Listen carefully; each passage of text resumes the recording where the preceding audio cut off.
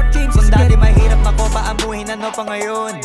Lahat ng tira pasok, walang pinakita ka post. Di mo na para subukin, alam mo na may bubuluti na di nakapost. Lumago kumbaga sa laro ay tinalo ko na pati pinaka-boss. Pero di pa tapos, pag umarang pa kayo, baka sagasaan ko pa kayo. Di na ko tinatablan ng mga ganyan, hoy asa pa kayo. Tsaka pag-usapang value, iba na sa dating level. Puro mamahalin na binibili, para namang mahal din nila ko bilhin. Kailangan mag-calculate, kita naman kung gano'n katulig, 3 milyon sa bibig.